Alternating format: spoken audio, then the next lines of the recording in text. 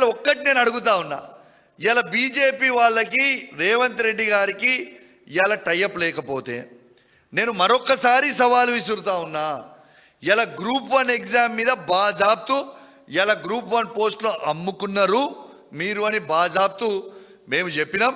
High court కూడా చాలా సీరియస్గా దాని మీద ఆర్డర్ ఇచ్చింది.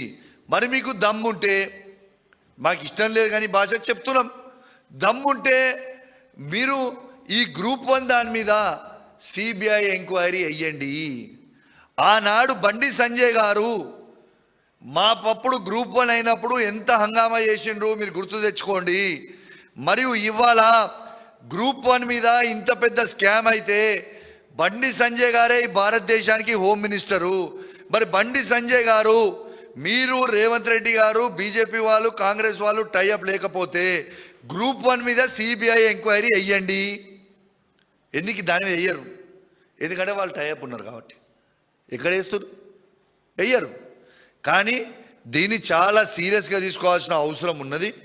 ఇవాళ తెలంగాణ బిడ్డ అయిన సుదర్శన్ రెడ్డి గారు నిలబడితే వారికి వెన్నుపోటు పొడిచింది ఇవాళ అదే రేవంత్ రెడ్డి గారు. రేవంత్ రెడ్డి గారు ఏమన్నారు మరోసారి చెప్తున్నాం, మీ అందరికి గుర్తు చేస్తున్నాను. రాహుల్ గాంధీ గారు చెప్పిర్రు, నేను నిలబెట్టినా. కానీ నరేంద్ర మోడీ గారు చెప్పిర్రు, ఓట్లు మాత్రం బీజేపీకి వేయించిన. ఇది వాస్తవం. ఇది నేను చెప్పింది. ఇది ఆలోచన చేయండి. నేను చెప్పింది వాస్తవమా కాదా ఒక్కసారి మీ గుండె మీద చేసుకొని ఆలోచన చేయండి. కాంగ్రెస్ కార్యకర్తలకు కూడా చెప్తున్నా, వాళ్ళ ఉన్న నాయకులకు కూడా చెప్తున్నా, ఇవాళ నేను ప్రెస్ మీట్ పెట్టగానే మళ్ళీ మీరు ప్రెస్ మీట్ పెట్టి నన్ను ఇష్టం ఉన్నట్టు తిడితే నాకేం అయ్యేది లేదు, పోయేది లేదు.